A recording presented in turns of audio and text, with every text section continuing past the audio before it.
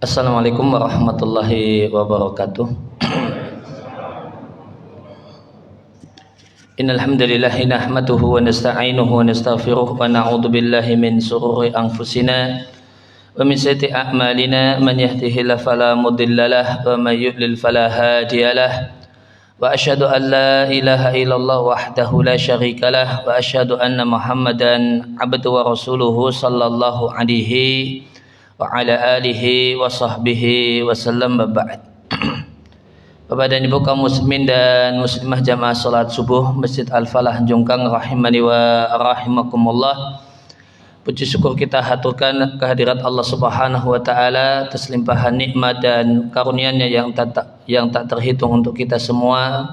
Di antaranya adalah nikmat sehat sehingga kita bisa berkumpul di Masjid Al-Falah ini dalam keadaan tidak ada satu apapun, dan semoga Allah Subhanahu wa taala senantiasa menjaga diri kita dengan sebaik-baik penjagaan sebagaimana Allah jaga para kekasihnya yang mulia.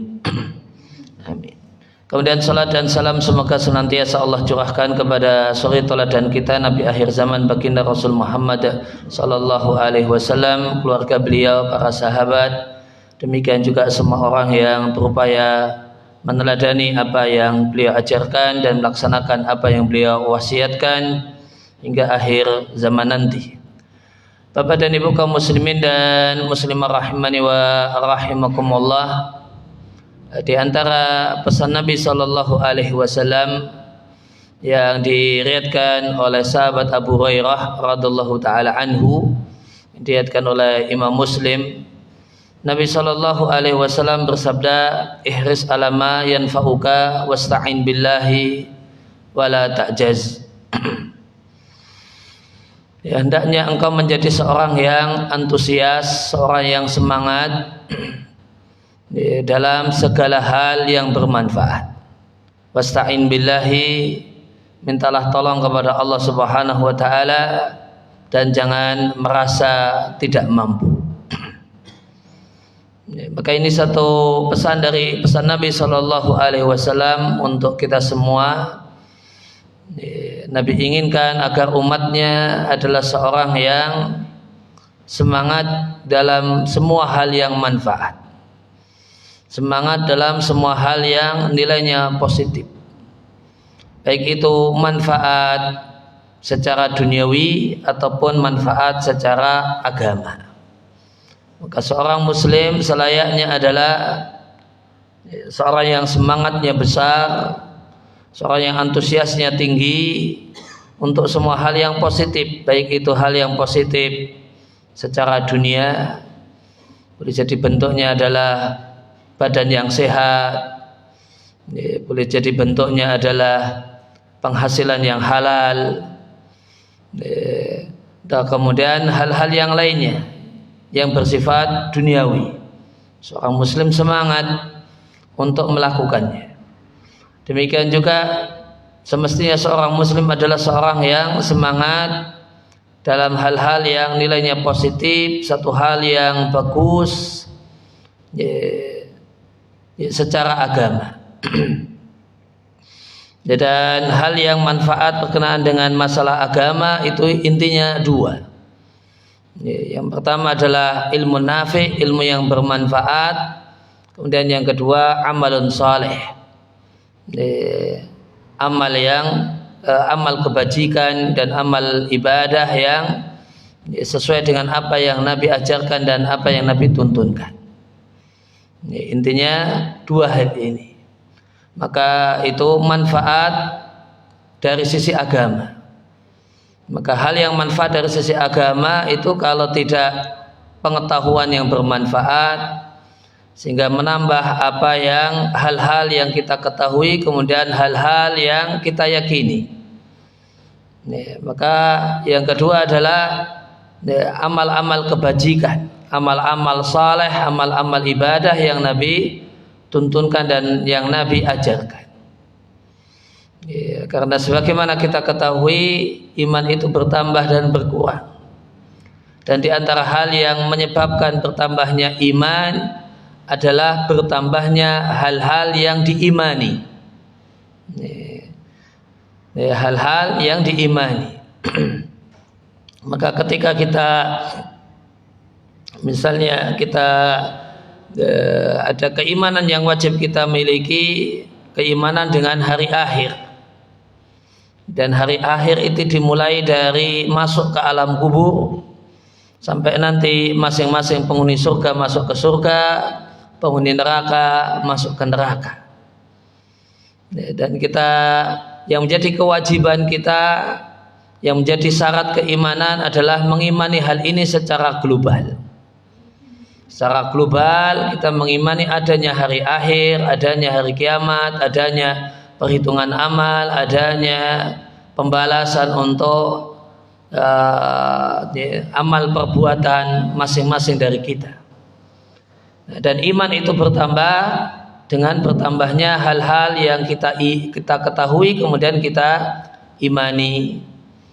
Maka ketika berkenaan dengan masalah alam kubur, kita tambah belajar ilmu agama, maka semakin banyak hal yang kita ketahui. Kita mengimani adanya alam kubur secara umum, sehingga di sana ada siksa kubur, ada nikmat kubur, dan kita pun diajarkan untuk minta perlindungan kepada Allah Subhanahu wa taala darinya di setiap akhir salat kita. Allahumma inni a'udzubika min adzabi jahannam wa min adzabil qabri wa min fitnatil mahya wal mamat wa min syarri fitnati masih ad-dajjal. Maka kita imani alam kubur secara global. Nanti kalau kita tambah ngaji, maka hal-hal yang kita ketahui, informasi-informasi yang Nabi ketahui, yang Nabi sampaikan kepada kita tentang keadaan di alam kubur itu semakin detail, semakin lengkap, sehingga hal yang kita percayai, kita imani semakin banyak. Misalnya Nabi sampaikan bahasanya ketika seorang itu di alam kubur, maka ada sambutan dari tanah yang menjadi tempat seorang itu dimakamkan. Ada sambutannya, namanya disebut dengan Dhammatul Qabri. Disebut di hadis disebut dengan sebutan pelukan kubur. Semua orang akan mengalaminya. Semua orang itu mengalami dipeluk oleh kubur, kata Nabi. Namun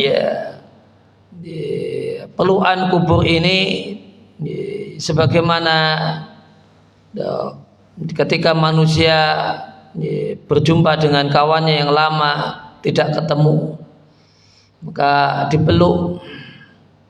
Dan pelukan ini ada pelukan yang bikin napas itu sengal-sengal karena kenceng banget, dan ada pelukan sayang, ada pelukan sayang sehingga pelukan nyaman karena pelukan kangen, rindu dan sayang.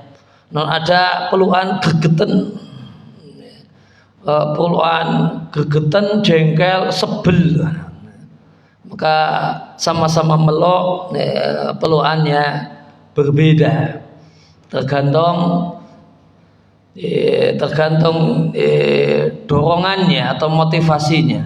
Ada yang ini orang kok nyebeli, bikin gegeten, dipeluknya sejadi-jadinya sampai tulang-tulang rusuknya bersilangan antara satu dengan yang lain. Ada yang pelukannya pelukan kangen, sayang dan rindu, tentu berbeda. Non semua orang merasakan himpitan kubur yang disebut dengan sebutan Dhammatul Qabri, pelukan kubur. Nah, maka dengan ngaji kita tambah ilmu, ada semacam ini. Maka ini kita percayai, kita imani, maka bertambahlah iman. Dan semakin banyak poin-poin baru yang dulu tidak kita ketahui, kemudian kemudian kita ketahui dan kita imani, maka itu menambah kadar keimanan kita. Demikian juga hal yang bermanfaat dari sisi agama yang kedua adalah sibuk dengan amal soleh, sibuk dengan berbagai macam aktivitas yang dicintai oleh Allah Subhanahu wa Ta'ala. Mungkin sibuk mengerjakan berbagai macam sholat sunnah, puasa sunnah, berbagai macam zikir, menghafalkan zikir dan mempraktekannya, kesibukan membaca Al-Quran dan menghafalnya. Maka sibuk dengan hal ini adalah sibuk dengan hal yang bermanfaat. Maka seorang muslim semestinya adalah orang yang semangat, antusias, sungguh-sungguh, punya mental yang kokoh, mentalnya semangat yang membaca untuk urusan hal-hal yang manfaat. Adapun hal-hal yang tidak ada manfaatnya, tidak ada manfaatnya secara agama, tidak pula manfaatnya, ada manfaatnya secara dunia, cuma satu hal yang buang-buang waktu saja, maka selayaknya seorang muslim adalah seorang yang malas melakukannya, tidak punya semangat, tidak respect dengannya. Sebagaimana sabda Nabi Sallallahu Alaihi Wasallam, min husni islami mar'i tarkuhu ma la ya'nihi. Di antara tanda berkualitasnya keislaman seseorang itu meninggalkan hal-hal yang tidak menjadi urusannya dan hal-hal yang tidak bermanfaat baginya. Dan Allah Subhanahu wa taala berfirman, walladzina hum 'anil laghwi mu'ridun.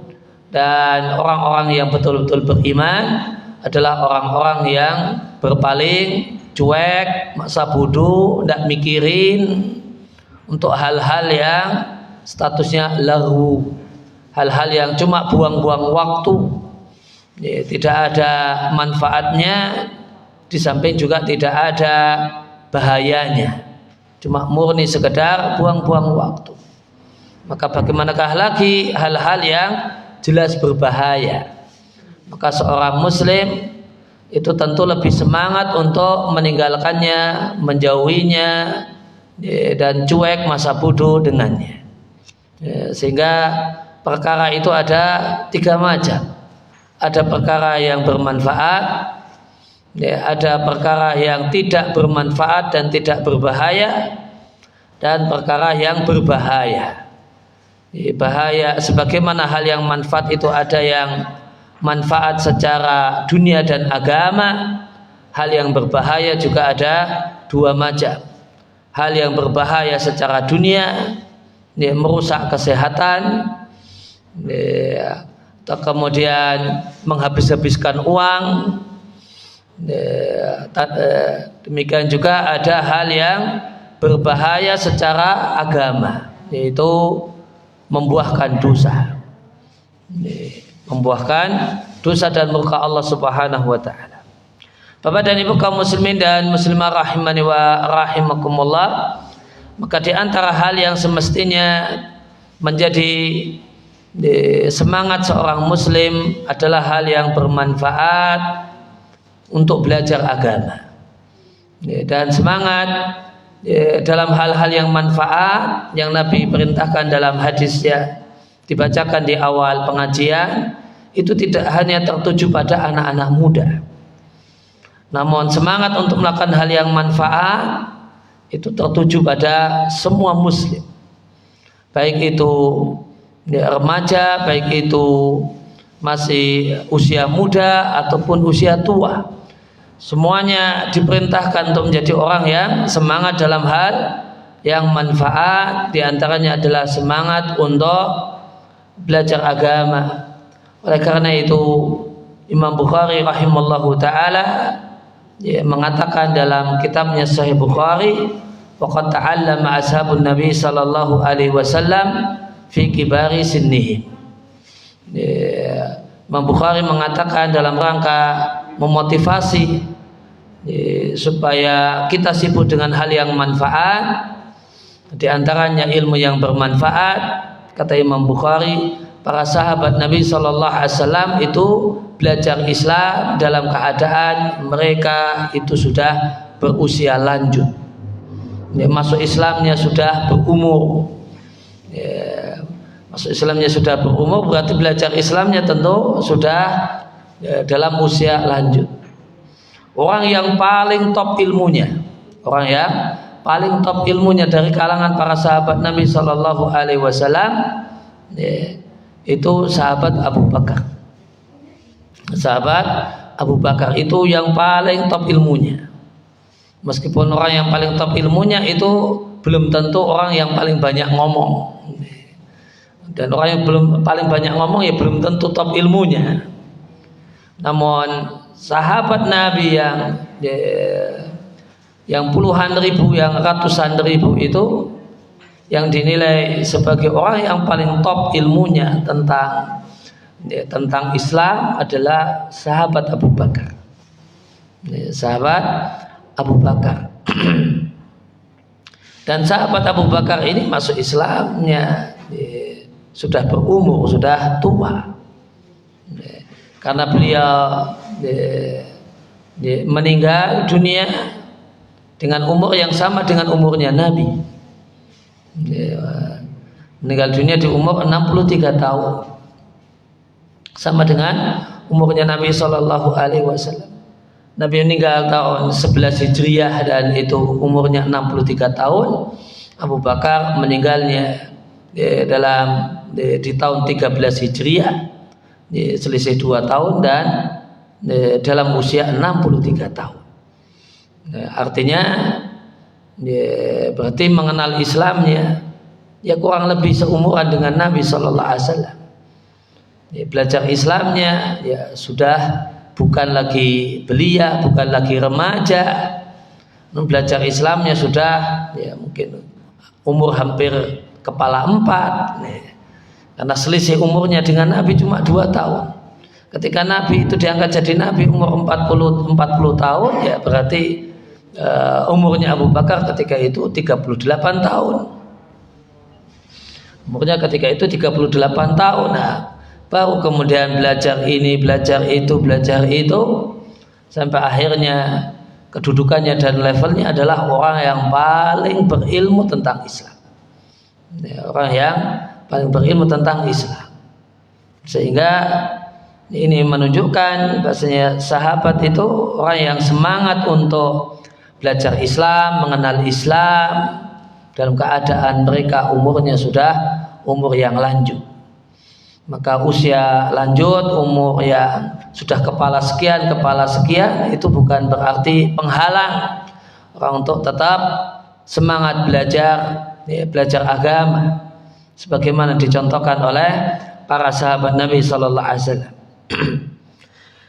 Dari Nu'aim ibn Hammad, beliau menceritakan ada seorang yang bertanya kepada Abdullah bin Mubarak, salah satu ulama di masa silam, ilama tatlubul ilma, sampai kapankah selayaknya seorang muslim itu sibuk belajar agama? Maka jawaban Abdullah bin Mubarak rahimallahu ta'ala, hatal mamat insyaallah, sampai mati. Sampai mati. Maka itu adalah waktu untuk belajar, waktu untuk sibuk menuntut ilmu. Itu sampai mati itu waktu belajar. Waktu belajar itu bukan cuma sampai umur 40 tahun, setelah itu udahlah nggak ngapain belajar, atau sampai umur 50 tahun, bukan, atau sampai umur 60 tahun. Non waktu belajar adalah sampai akhir kehidupan kita masing-masing. Ada kemudian Ibnu Mu'ad bertanya kepada salah satu ulama namanya Abu Amr ibn Ala, hatta mata yahsunul bil mar'i ayata'allama, sampai kapankah seorang muslim itu selayaknya sibuk belajar? Maka beliau katakan, madama tahsunu bil hayatu, selama masih layak dan pantas hidupnya, selama itu juga selayaknya dan pantas belajar. Maka belajar dalam Islam itu sama dengan kehidupan itu sendiri. Selama orang itu merasa masih layak untuk hidup, ya selama itu juga seorang itu layak untuk belajar. Ya, dengan berbagai macam bentuknya. Belajar boleh jadi dengan menghadiri pengajian, belajar dalam bentuk membaca buku yang manfaat, belajar dalam bentuk menyimak rekaman kajian yang bermanfaat. Semua bentuk belajar. Maka kapankah kemudian orang itu pantas belajar? Jadi kapan orang itu masih pantas belajar, pantas sibuk dengan kegiatan belajar? Maka beliau katakan selama pantas hidup, ya itulah pantas untuk belajar. Jadi tidak ada waktu, kalau umur sekian, kalau udah pensiun sudah nggak layak, nggak pantas sinau, itu tidak ada istilah demikian.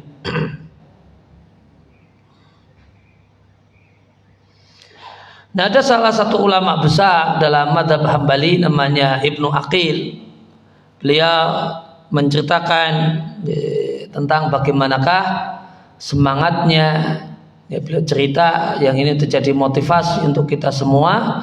Bagaimanakah semangat beliau belajar, sinau, menekuni ilmu ketika umur beliau baru 80 tahun. Jadi umurnya ketika itu 80 tahun Ibnu Aqil ini. Beliau mengatakan tentang dirinya, inilah yahilu li an udayya sa'atan min umri. Aku tidak halalkan diriku, aku tidak bolehkan diriku untuk menelantarkan dan membuang dan menyia-nyiakan sedikit pun dari umurku. Maka beliau katakan, seandainya pada saat kondisi lidahku sudah tidak lagi bisa berfungsi dengan baik untuk diskusi, dan mataku sudah tidak lagi bisa berfungsi dengan baik untuk membaca, maka yang kulakukan a'malul fikri fi hali rohati. Jadi ketika maka aku manfaatkan pikiranku untuk berpikir saat aku istirahat. Jadi istirahat, matanya sudah capek untuk membaca, minta diistirahatkan. Lidahnya sudah capek untuk ngomong dan diskusi, ya, perlu berhenti dulu. Maklum umur 80 tahun, ya. Umur 80 tahun, maka beliau layeh-layeh gitu ya. Nah, layah-layahnya beliau tidak bolehkan dirinya layah-layah cuma ngalamun gitu, ya, mikir kesana kemari, cuma membayangkan dulu masa mudanya, ya, cuma sekedar kayak gitu. Beliau tidak bolehkan dirinya seperti itu. Nah, maka aku gunakan pikiranku untuk berpikir saat aku istirahat dalam keadaan terlentang. Maka tidaklah aku bangun dari tidur terlentang tadi kecuali sudah kutemukan ide yang perlu kutulis. Ya, kecuali aku telah menemukan hal yang penting, hal yang bagus untuk ditulis. Kemudian beliau duduk nulis. Hasil dari mikir tadi, boleh jadi mengingat ayat Al-Quran, hadis Nabi, kemudian disambung-sambungkan, dihubungkan. Oh, ini jadi kalimat yang bagus untuk dicatat dan ditulis. Ini simbah-simbah umur 80 tahun. Simbah-simbah umur 80 tahun itu kegiatannya diskusi masalah ilmu. Diskusi masalah ilmu. Kok kemudian sudah badan udah capek, karena diskusi tentu perlu serius, mikirnya serius, badannya juga serius. Maka baca buku. Baca buku kok matanya sudah letih dan lelah, ya sudah layah-layah. Layah-layahnya tidak ngalamun. Layah-layahnya tidak ngalamun sambil mikir. Akhirnya nanti sudah merasa badan seger, ya, duduk. Nah, nulis apa yang tadi dipikir saat, apa yang dipikirkan saat tiduran tadi. Ini simbah-simbah umur 80 tahun. Artinya masih semangat belajar. Umur 80 tahun juga masih rajin baca buku. Masih rajin baca buku, masih rajin nulis. Enggak kemudian nulis itu urusan anak muda, wis dah. Umur 80 tahun enggak perlu nulis-nulis gitu. Masih rajin nulis, ketemu kalimat yang bagus hasil mikir tulis. Itu Ibnu Aqil, salah satu ulama besar di mazhab Hambali. Kemudian beliau katakan, wa inilah ajitu min hirsi 'alal ilmi wa ana fi isri samanina, dan sungguh aku jumpai dalam diriku semangat belajar padahal aku sudah berumur 80 tahun. Asyadda mimma kuntu ajitu wa ana ibnu isrina. Dan ternyata semangatku untuk belajar padahal umurku itu udah umurnya simbah-simbah, tua renta 80 tahun, semangatnya lebih membara, kata beliau. Semangatnya lebih sungguh-sungguh dibandingkan dulu ketika aku berumur 20 tahun. Jadi simbah Mbah Ibnu Aqil ini yang sudah betul-betul simbah karena umurnya 80 tahun mengatakan semangat beliau belajar di umur 80 tahun itu lebih besar daripada dulu ketika masih berumur 20 tahun.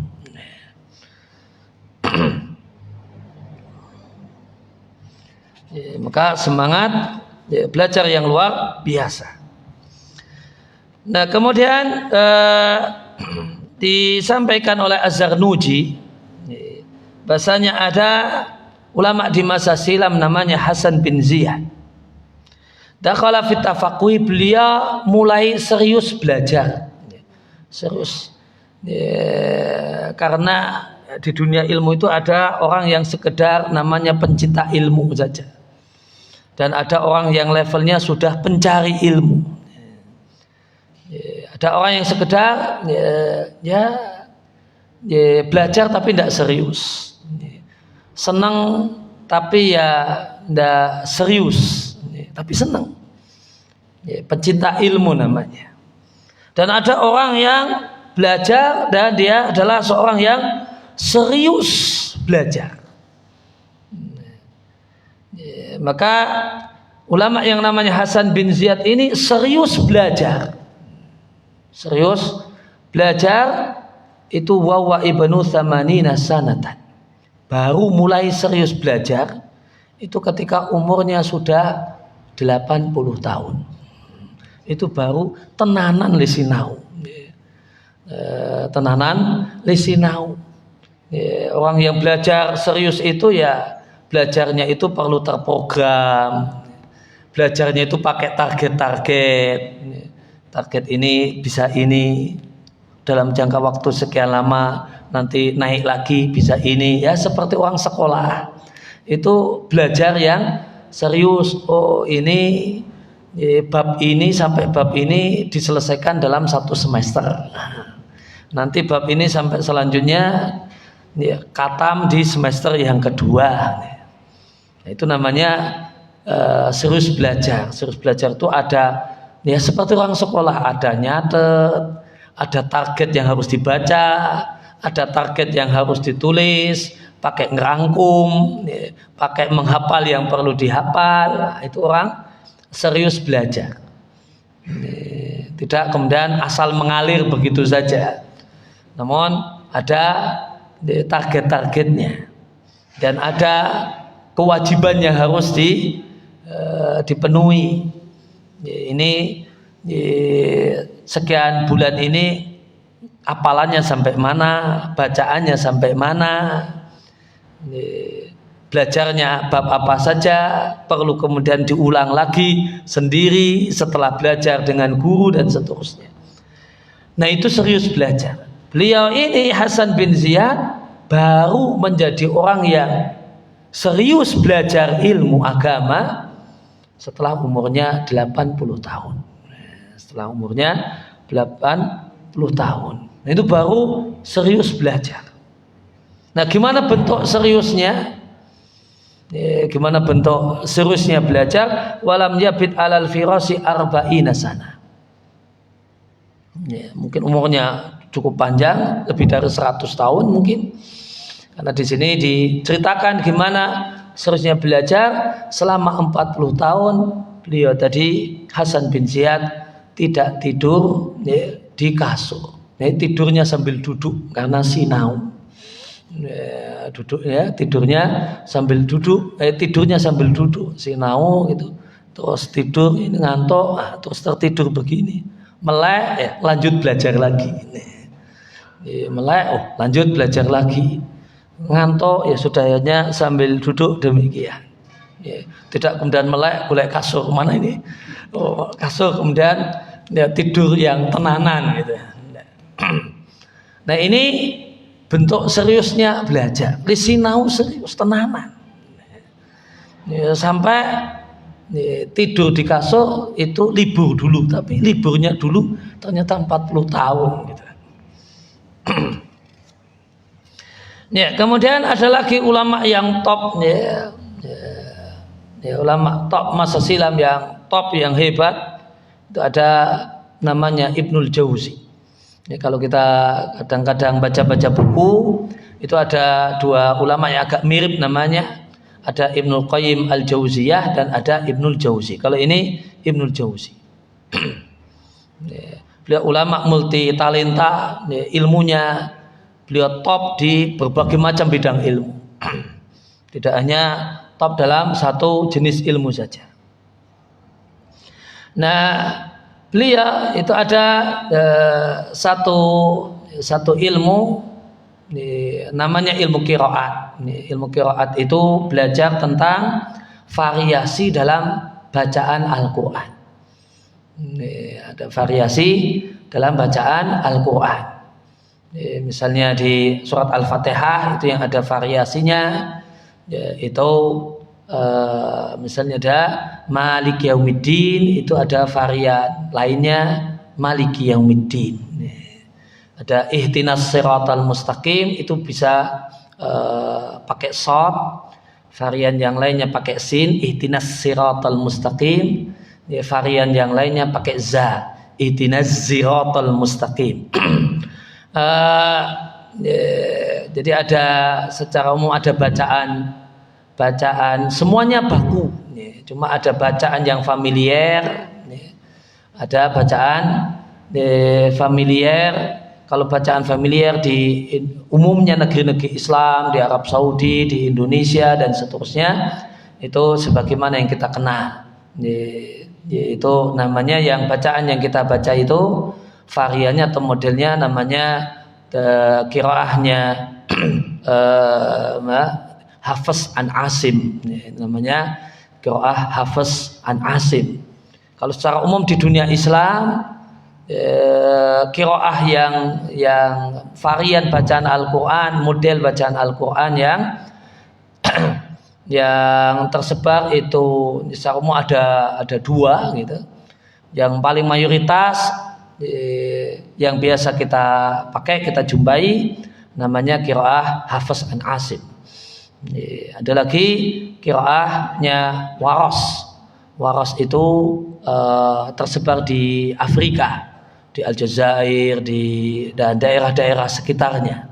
Itu model bacaannya agak berbeda. Itu yang bacanya misalnya ad-duha, di surat ad-duha jadinya wadduhi walaili idza saji. Itu qiraah namanya modelnya namanya Waras. Qiraahnya Waras. Nah, ada ilmu qiraat, ilmu tentang varian ya, model cara baca Al-Qur'an. Tulisannya sama, huruf titiknya ya, sebagiannya aja secara umum tulisannya sama, tapi ada beberapa model atau variasi bacaan. Yang diantara yang nanti terkadang berarti beda arti, iya terkadang beda arti, terkadang artinya tetap sama, terkadang artinya artinya berbeda. Dan arti berbeda ini kalau itu nanti dipakai dalam tafsir. Oh, ini artinya kata ini punya beberapa arti karena punya beberapa versi bacaan. Nah, Ibnul Jauzi ini belajar ilmu qiraat juga, dan beliau belajar ilmu qiraatnya di akhir-akhir kehidupan beliau. Di akhir-akhir kehidupan beliau katakan, diceritakan bahasanya beliau itu belajar jadi ilmu qiraat itu ada banyak variannya. Nanti itu pakai jalur-jalur sebenarnya. Jadi misalnya qiraah Hafs an Asim itu sebenarnya ada dua jalur.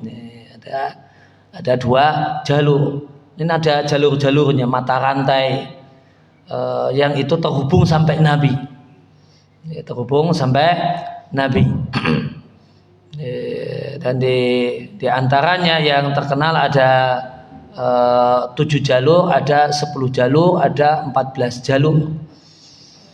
Nah, Ibnul Jauzi ini belajar varian Al-Quran, dan ilmu ini posisinya kalau orang belajar Quran ya ilmu yang lebih dalam dari Al-Quran. Nah, kalau ilmu luaran yang itu untuk konsumsi publik, konsumsi orang awam, ya ilmu gimana membaca bacaan yang standar di tempatnya masing-masing. Itu ilmu permulaan. Nanti ada ilmu yang lebih dalam lagi, ada ilmu yang lebih dalam lagi.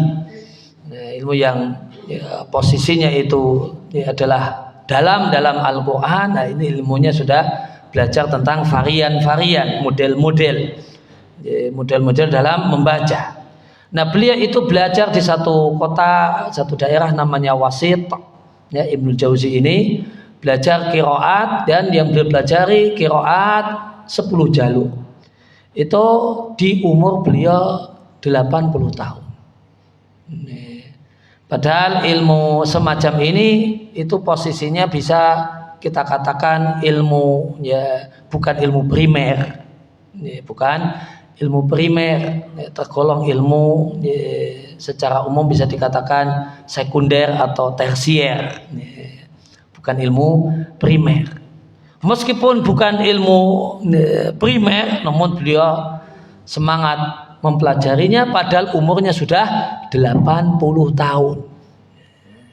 Baru 80 tahun itu baru belajar ilmu qiraah. Dan menariknya, jadi kalau orang mau belajar qiraat itu modelnya pakai setoran. Pakai setoran, dan setorannya pakai hafalan. Jadi pakai ngapal. Pakai ngapal. Nanti orang akan setoran pertama itu pakai jalur pertama. Tadi katanya kan 10 jalur. Maka nanti setoran pertama dari Al-Fatihah sampai An-Nas pakai jalur 1. Nanti kemudian setoran lagi, dan ini standarnya hafalan. Standarnya hafalan, bukan baca mushaf. Tapi ngapal dulu, jadi harus persiapan. Nanti setelah khatam Al-Fatihah sampai An-Nas pakai jalur 1, baru boleh naik ngambil jalur 2. Nanti di jalur 2 itu nanti bacaannya agak berbeda, tidak di semua titik, namun di ayat-ayat tertentu, di surat-surat tertentu nanti beda dengan jalur yang pertama.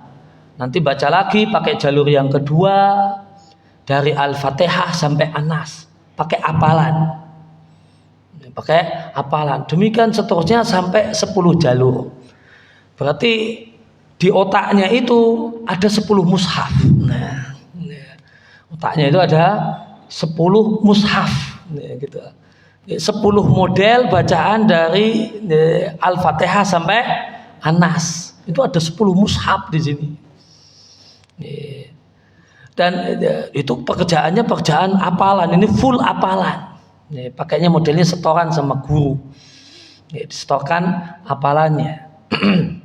Nah, itu beliau belajar demikian, berarti kan ngapal. Ini simbah-simbah ngapal, ya. Ini simbah-simbah ngapal.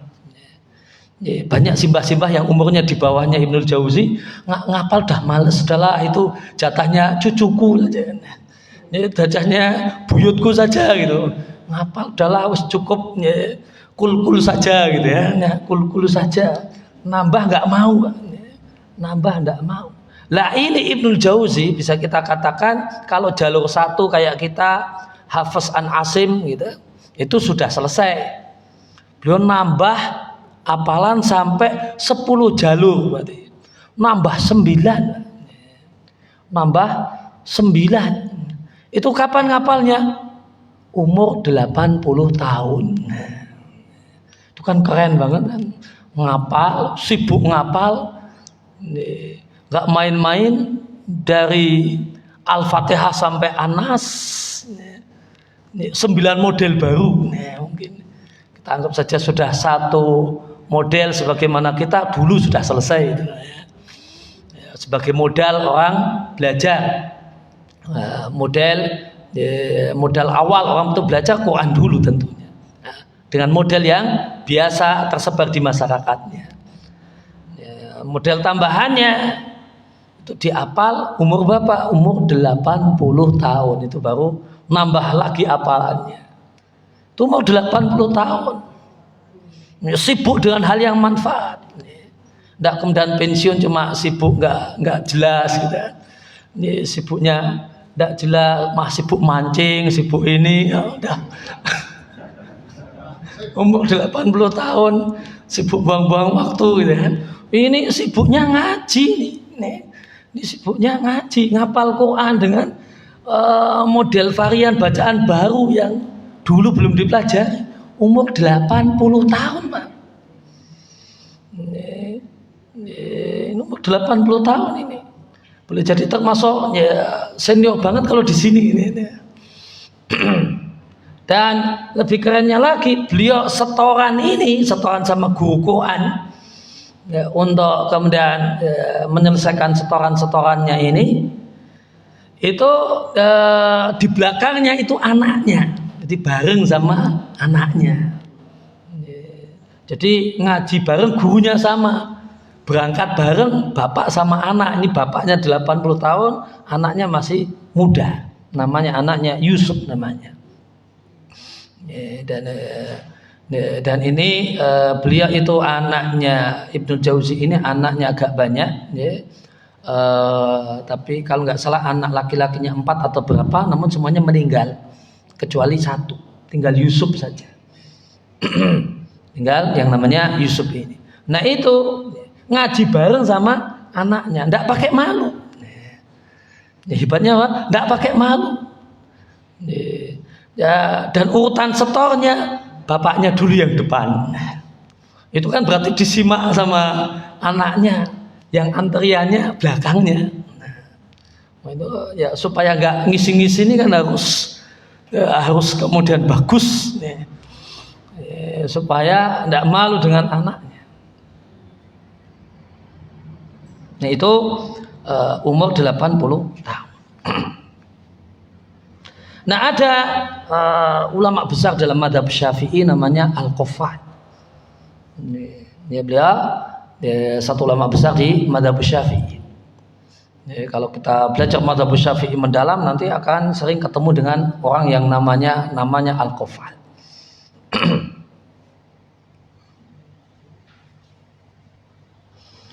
Nah, beliau ini mulai serius belajar.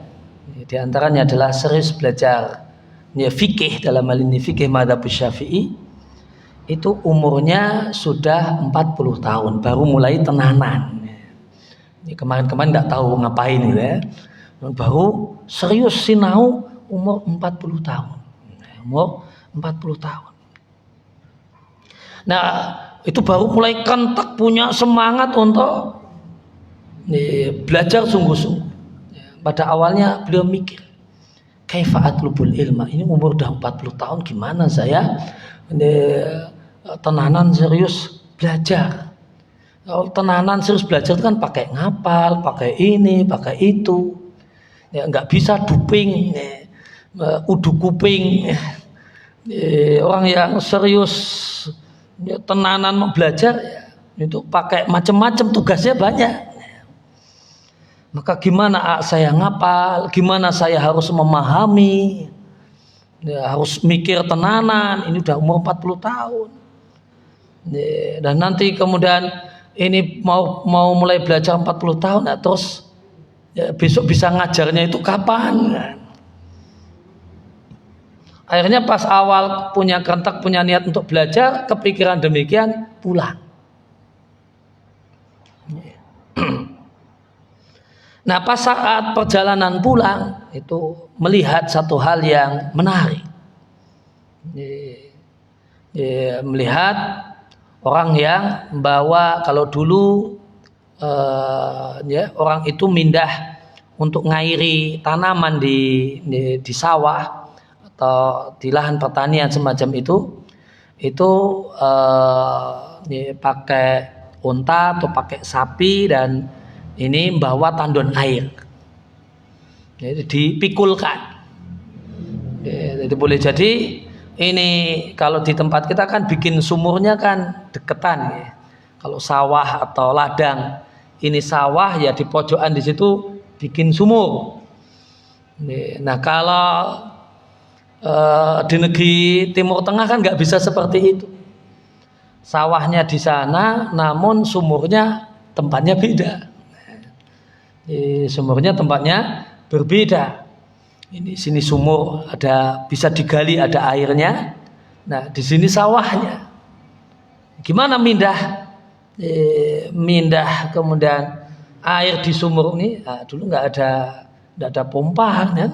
Nggak ada pompa pakai listrik dan sebagainya. Sekarang bisa pakai seperti itu. Nah, dulu nggak bisa, maka Siti ngambil air ngerek.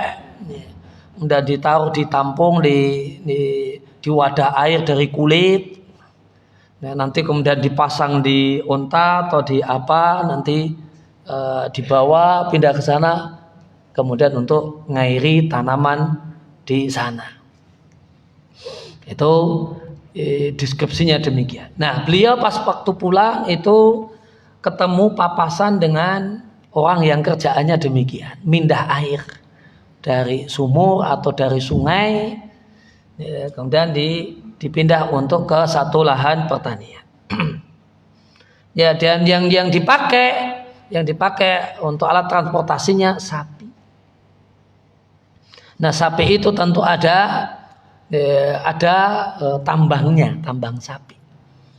Karena sudah sapi yang sudah jina dan maka sudah akrab dengan pekerjaannya ini, nah, itu tambangnya itu dibiarkan di tanah, dilihat di tanah. Nah karena jalurnya itu sumur sampai ke kebun, itu jalurnya itu saja. Ya, ini berhari-hari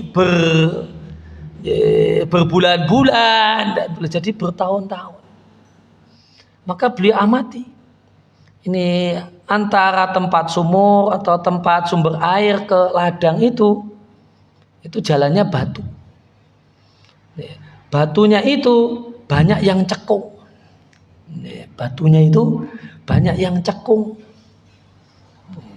Terus diamat-amati, diperhatikan.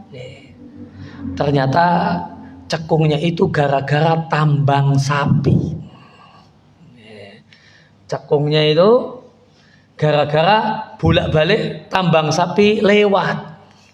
Itu batu jadi cekung. Itu batunya, batu di jalan antara sumber air sampai ke ladang ini banyak yang cekung. Itu gara-gara diamati, gara-gara tambang. Gara-gara tambang. Ya, maka kemudian beliau introspeksi. Ini tambang bolak-balik lewat di batu cekung. Masa saya ngaji bolak-balik tidak masuk-masuk.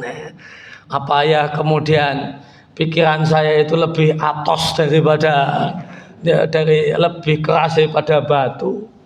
Ini cuma lewat, kan lewatnya sapi dengan tambangnya itu kan lewat biasa, nggak kemudian diteken-teken. lewat biasa. Itu saja bekas sampai jadi cekungan. Sampai cekungan ya. Masa bolak-balik dimasuki ilmu nggak ada yang apal-apal, nggak ada yang paham-paham. Maka kemudian beliau mengatakan, akhirnya kemudian dari situ terinspirasi, atlubuhu, saya harus cari ilmu, wala atatajjaru min talabi, dan saya tidak boleh bosan dalam mencarinya. Karena itu kalau tanpa bosan mencarinya pasti bekas. Sebagaimana tambang sapi ini bekas, karena bolak-balik lewat. Wastamara yatlubul ilm, akhirnya Al-Qaffal ini terus semangat membara mencari ilmu. Hatta sara imaman min kibaril a'imah, sampai akhirnya jadi ulama besar di bidang fikih, di bidang hukum Islam. Itu mulai belajarnya umur 40 tahun. Mulai belajarnya itu 40 tahun. Sekarang namanya abadi kalau orang belajar fikih itu ketemu nama beliau. Itu dulu awal belajarnya, baru memulai estafet belajarnya umur 40 tahun. Itu pun awal-awalnya sudah gamang, sudah ragu-ragu, termotivasi gara-gara lihat tambang sapi. Tambang sapi karena sapinya hilir mudik di satu tempat yang sama berhari-hari, berbulan-bulan, bertahun-tahun, bekasnya. Masa saya kalah sama batu? Akhirnya semangat belajar, semangat menuntut ilmu yang luar biasa. Dan tentu kita kenal Imam Abu Hanifah, pendiri madhab Hanafi. Beliau punya murid dekat, namanya Imam Abu Yusuf. Yang dia adalah seorang ilmu, seorang yang berilmu dan seorang yang jabatannya tinggi. Beliau jadi qadhinya para qadhi, hakim agung di zamannya. Nah, kata salah satu orang bernama Qadhi juga Ibrahim bin Jarrah, beliau menceritakan kalau Imam Abu Yusuf itu jatuh sakit. Jatuh sakit, maka saya mendatanginya, membesuknya, dan saat masuk ke rumahnya Imam Abu Yusuf ini yang merupakan pejabat negara ini, beliau ulama besar, pejabat negara karena hakim agung. Ini dalam keadaan pingsan. Maka ketika siuman sadar dari pingsannya, dilihat di situ sampingnya ada muridnya dijak diskusi. Ya Ibrahim, ma taqulu fi mas'alati kada? Apa pandanganmu tentang satu permasalahan hukum demikian dan demikian? Malah diskusi masalah hukum. Itu bangun dari siuman dari pingsan. Maka sang muridnya heran. Fi misli hadil halati, wahai guru, apakah dalam kondisi ini masih kemudian ngejak diskusi masalah hukum gitu? Padahal dalam kondisi sakitnya mungkin sakit yang cukup parah sampai pakai pingsan. Maka beliau katakan, wala ba'sa bidzalika, enggak apa-apa. Nah, meskipun dalam keadaan sakit ngomongkan ilmu enggak apa-apa. Nadrusula alala yanju bihi najin. Kenapa masih bicara masalah ilmu dalam keadaan sakit berat di usia sepuh beliau katakan, ya kita tetap belajar, boleh jadi dengannya selamatlah orang yang selamat. Ini amal soleh. Membicarakan ilmu agama itu amal soleh. Boleh jadi obrolan ini yang jadi sebab kita selamat di sisi Allah Subhanahu wa taala. Akhirnya kemudian diskusi lebih lanjut, Pak. Ini orang sakit dan beliau ini mau meninggal dunia. Ini sakit yang mengantarkan beliau pada kematian. Itu sebelum meninggal itu malah diskusi sama muridnya, wahai Ibrahim, ayyuma afdalu fil ramil jimar? Apa pendapatmu tentang masalah lempar jumroh? Mana yang lebih afdal? Ngelempar jumroh dengan jalan kaki atau ngelempar jumroh sambil naik kendaraan. Zaman dulu bisa ngelempar jumroh pakai sambil naik unta. Kalau sekarang tidak bisa, Pak ya. Tidak bisa. Semuanya harus jalan kaki. Mau orang kaya raya, mau menteri, mau apa, mau bupati, mau gubernur ya. Kalau mau lempar jumroh ya jalan kaki. Cuma kalau kemudian hajinya plus, duitnya banyak, hajinya plus ya jalan kakinya pendek, kan? Kalau keras rakyat jelata ya minimal paling dekat 3 kilo kalau orang Indonesia, kan? Kalau kemudian duitnya banyak karena bisa haji plus ya nanti bisa jalan kakinya sampai sampai eskalator ya 5 meter atau 10 meter. Tapi cuma sampai eskalator, nanti eskalator masih kemudian 3 lapis masih jalan lagi gitu. Ya, namun kalau dulu boleh jadi bisa jalan kaki, bisa naik unta. Ini ditanyakan sama muridnya, ini yang afdol kalau lempar jumroh itu jalan kaki atau sambil naik unta? Tanya Imam Abu Yusuf kepada muridnya namanya Ibrahim. Maka muridnya mengatakan naik unta yang lebih afdol. Sang guru mengatakan salah kamu mas, kan? Kalau kemudian berbalik, sambil jalan kaki yang lebih afdol, disalahkan lagi sama gurunya Imam Abu Yusuf, keliru juga. Ya, terus akhirnya muridnya lah, ya terus jadinya bagaimana Pak Guru, gitu kan? Lantas gimana?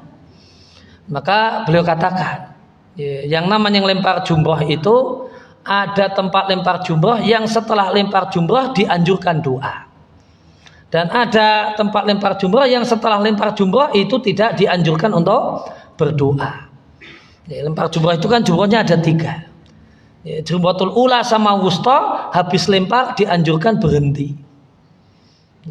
Habis lempar kerikil 7 kali itu cari posisi doa menghadap Ka'bah, ke arah kiblat, ke arah Mekah.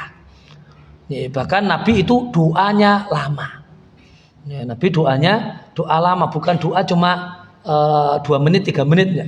Mungkin bayangan bisa beliau doa sambil angkat tangan itu lama ya, mungkin kalau buat gambaran ya 15 menit berdoa sambil berdiri, 15 menit berdoa macam-macam ya, yang mau dimintakan, karena itu bagian dari waktu mustajab ketika orang itu haji. Itu setelah Jumratul Ula. Setelah Jumratul Wusta demikian juga, Nabi mojo cari tempat berdoa sambil berdiri, mengangkat tangan dalam waktu yang lama. Nah, nanti Jumratul Aqobah yang paling akhir itu tidak dianjurkan berdoa, langsung pulang, muter pulang. Kalau Jumratul Aqobah, maka kata Imam Abu Yusuf, beliau katakan, ya kalau Jumratul Aqobah jumrahnya itu habis selesai ngelempar itu berdoa, maka yang afdal itu sambil jalan kaki. Karena nanti mau berdoa. Ya, kalau setelah itu tidak berdoa karena Jumratul Aqobah yang paling belakang, maka ngelempar jumrahnya yang afdal sambil naik unta. Dan ngelempar kemudian langsung pulang balik ke Mina. Itu diskusi semacam ini. Setelah itu sang murid Ibrahim tadi pamitan. Belum sampai pintu, Imam Abu Yusuf meninggal dunia. Kemudian keluarganya sebagiannya ada yang histeris karena beliau meninggal dunia. Bayangkan, umur sudah sampai mau meninggal dunia itu kesibukan terakhirnya diskusi masalah ngelempar jumroh. Diskusi masalah ngelempar jumroh, selesai diskusi meninggal dunia. Ini semangat dalam menuntut ilmu sampai akhir hayat. Ya, demikian kurang lebih yang bisa disampaikan dalam kesempatan kali ini tentang bagaimanakah seorang muslim itu semangat dalam hal yang bermanfaat, semangat dalam hal yang positif, baik itu masalah dunia ataupun masalah agama.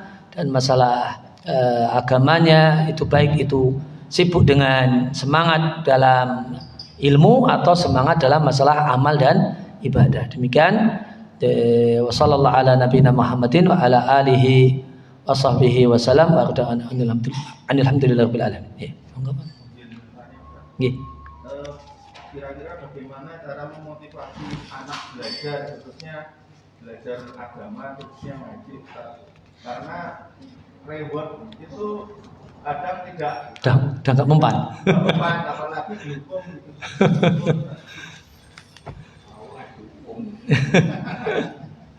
Iya, mungkin anak sekarang itu iming-iming hadiah sudah nggak mempan kalau cuma ini itu, dan cuma kemudian ya, dianggap remeh. Gitu. Ya, ya motivasi yang pokok ya adalah keteladanan orang tuanya. Ini loh, Mas, ya, bapak yang sudah berumur saja masih rajin. Ya. Ayo, ya, bapak temani, kan? Ya, maka mungkin bisa mencontoh Ibnul Jauzi tadi, ngaji bareng, ya. Ngaji Quran tadi, ya. Ngaji bareng. Ya. Beliau ya sama-sama datang ke guru, sama-sama setoran. Ya, berarti sebelumnya sama-sama persiapan, sama-sama ngapal, gitu. Ya, jadi kalau terlihat bahasanya orang tua itu sibuk dengan ilmu, dalam hal ini sibuk mungkin dengan Quran, akhirnya artinya rumah itu juga dikondisikan demikian. Ya, karena dia ini maghrib sampai isya ini tidak ada apa-apa, ya. Tidak ada nonton TV, tidak ada yang lainnya, tidak ada pegang HP, semuanya demikian. Ibunya nyontohi demikian, ayahnya nyontohi demikian, semua dikondisikan demikian. Ya. Mungkin kemudian ngaji bareng atau kemudian ngundang guru privat atau yang lainnya. Ya, nanti juga semuanya yang setoran itu bukan hanya anak gitu. Ya, tidak kemudian dia lihat bapaknya sibuk HP-nan, saya kok suruh ngaji sendiri. Ya, namun semuanya juga dikondisikan demikian, maka disuasanakan demikian. Ya, maka mudah-mudahan itu bisa jadi solusi untuk anak juga ikut termotivasi. Ya, demikian kurang lebih yang bisa kita kaji. Terima kasih atas perhatiannya dan mohon maaf atas segala kekurangan. Mari kita akhir dengan doa kafaratul majlis. Subhanakallahumma wa bihamdika asyhadu an la ilaha illa anta astaghfiruka wa atubu ilaik. Wassalamualaikum warahmatullahi wabarakatuh.